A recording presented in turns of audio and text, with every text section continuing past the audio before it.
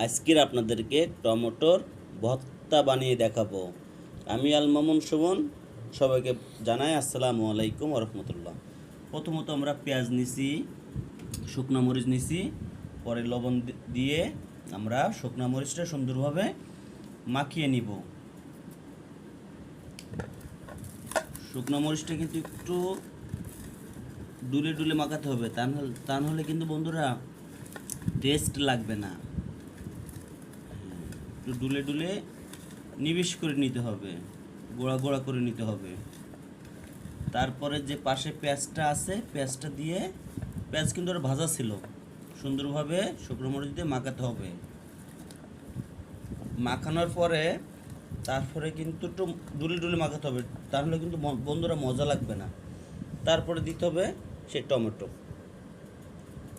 টমেটোটা সেদ্ধ করে হালকা একটু ভাজা ছিল, এটা দিয়ে কিন্তু একসাথে মাখানো হচ্ছে।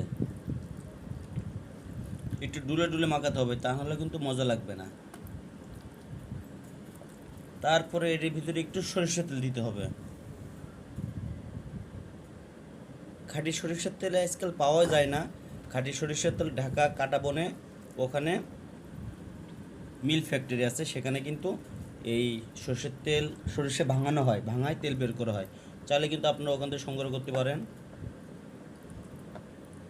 এখন কিন্তু এটা খাওয়ার উপযুক্ত হয়ে গেছে, আমি একটু টেস্ট করব।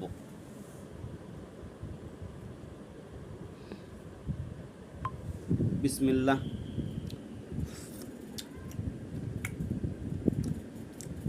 একটু লবণ বেশি হয়েছে, এটা ভাতটা ঠিক হয়ে যাবে, খুব টেস্ট। আপনারা চাইলে কিন্তু এইভাবে বানিয়ে নিতে পারবেন। ধন্যবাদ।